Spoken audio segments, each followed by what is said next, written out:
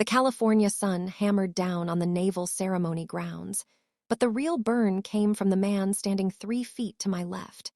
My father, Robert, was performing again.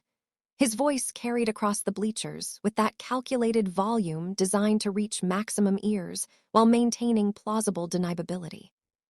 He jabbed his thumb in my direction without actually making eye contact, addressing a cluster of parents we'd never met before today. "My daughter quit the service 20 years ago," he announced, shaking his head with rehearsed disappointment. "Couldn't cut it through basic. You know how some people are just built different, like my son Marcus over here." He gestured proudly toward my younger brother standing rigid in his dress whites. "And then there's the ones who end up pushing papers at a freight company." He paused for effect, letting his words settle like sediment. "But hey, not everyone's meant for the uniform, right? At least she's employed." The sympathetic nods from strangers felt like needles. Robert absorbed their pity like a plant drinks sunlight, his entire body language screaming wounded father carrying the burden of disappointing offspring. I stood motionless, checking the time on my watch, not from boredom. In my line of work, timing separates successful missions from catastrophic failures. Robert interpreted my silence as surrender. He saw a 41-year-old washout who couldn't handle discipline 2 decades ago and never recovered from the shame. He saw failure. I saw a threat that had been tolerated too long. Before I tell you what happened when the 3-star general walked off that stage and came directly to where I was standing, drop a comment below. Tell me where you're watching from. I want to see how far the truth can travel. My name is Maya. I'm a Rear Admiral in the United States Navy and the current Deputy Director of Naval Operations. I didn't quit basic training. I was pulled from it. My supposed failure was a carefully constructed cover story created 20 years ago to allow me to disappear into facilities that don't appear on maps and operations that don't have names.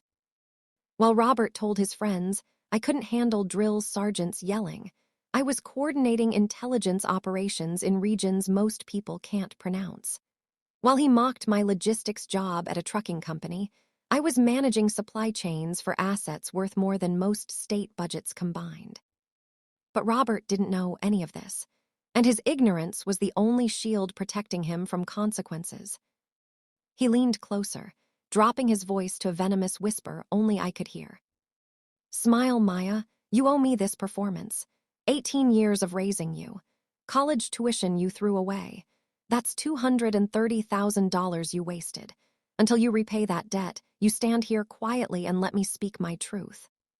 The fabricated debt, his favorite psychological weapon.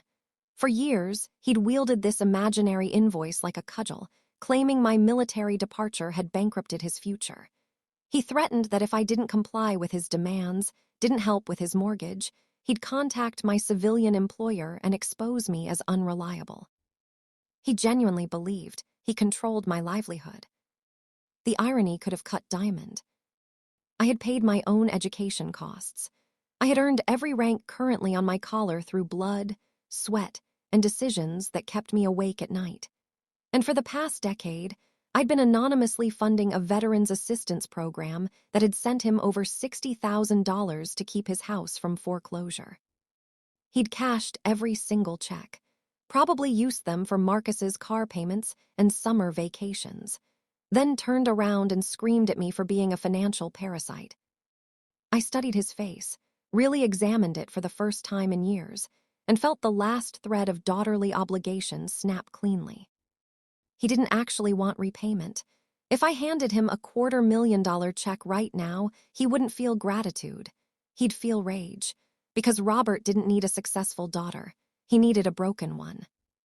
My failure was the foundation upon which he'd built his entire identity. As long as I was the disaster, he got to be the long-suffering parent.